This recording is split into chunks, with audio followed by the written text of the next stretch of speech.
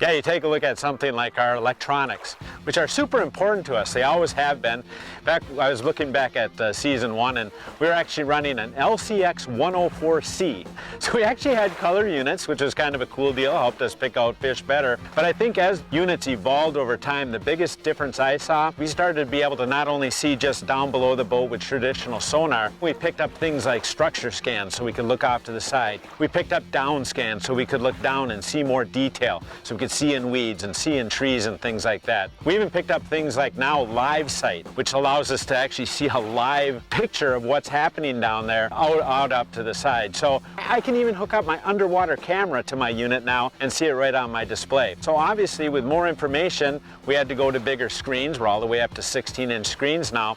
But the other thing that we put on those screens is mapping. And back then we didn't have any mapping. The really cool thing now is that you can actually overlay your own maps, create them right on the go with Genesis Live. I mean, let's even talk about how the boats that we've run have changed over the last 16 years. I mean, it was pretty much when I started about 16 years ago, and we were running the Tracker Tundra. It was a formed aluminum boat, and it's really kind of morphed into what we run now, which is the Nitro ZV21, a big, heavy fiberglass hull. I mean, it's cored, so the weight of it just makes it stable, makes it handle waves just phenomenally. And with the success of that, they've actually used that technology in that fiberglass hull to build a 19 and a 20-footer now as well. Brand new 20-footer we're really excited about. But also, you know, just to take a second and really think about how the Tracker aluminum lines changed too.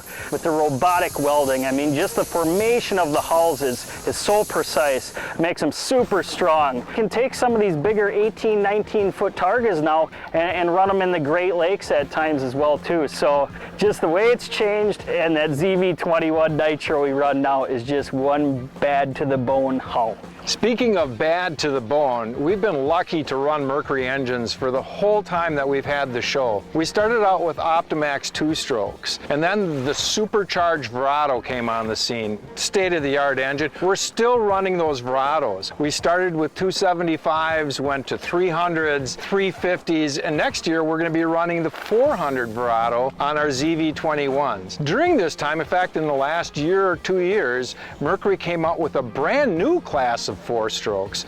V6 and V8 engines, they're perfect for the ZV20, the ZV19, and some of the Tracker models. So, like I said, we're lucky to have been running these engines for all these years. They get us to the fish, no matter if it's calm or super rough, we're out there on the water.